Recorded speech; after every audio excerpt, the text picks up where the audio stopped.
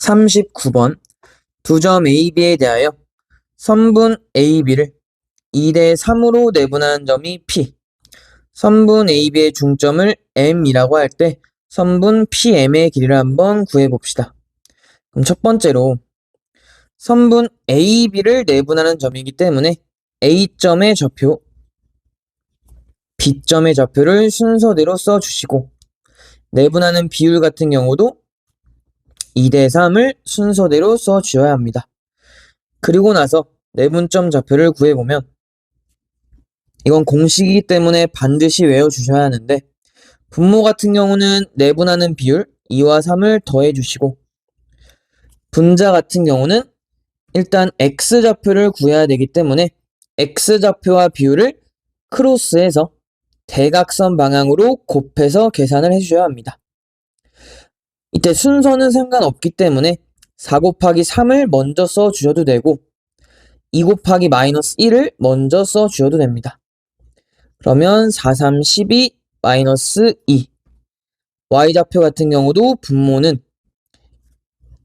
2 더하기 3분의 분자 같은 경우도 크로스해서 마이너스 3과 3 2와 2를 곱해주시면 마이너스 9 더하기 4가 되겠습니다. 그래서 x좌표, y좌표를 각각 계산을 해주시면 x좌표 같은 경우는 5분의 12가 되겠고 y좌표 같은 경우는 5분의 마이너스 5, 마이너스 1이 되겠습니다. 그럼 두 번째로 선분 AB의 중점인 M좌표 같은 경우는 이것도 중학교 때부터 많이 해왔기도 하고 공식이기 때문에 x좌표와 y좌표의 합을 2로 나눠주시면 됩니다. 그래서 x좌표 합 같은 경우는 4와 마이너스 1을 계산을 해주셔야 하고 y좌표도 마찬가지로 2분의 y좌표 합은 마이너스 3 더하기 2가 되겠습니다. 그래서 계산을 해주시면 중점 M 같은 경우는 2분의 3, 2분의 마이너스 1 이렇게 되겠습니다.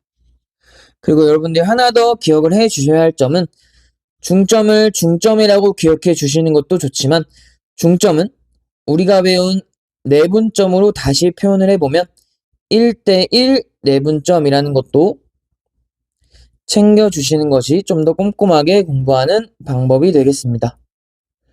그래서 최종적으로 PM의 길이를 구해주시면 우리가 공통수학 2에서 맨 처음 배웠던 두 점 사이의 거리, 그 공식을 써주시면 됩니다. 그래서 선분 PM의 길이는 루트에 x좌표 차는 2 빼기 2분의 3에서 2분의 1의 제곱 더하기 y좌표 차 같은 경우도 마이너스 2분의 1의 제곱 차례로 계산을 해주시면 4분의 2가 되어서 최종 답은 2분의 루트 2가 되겠습니다.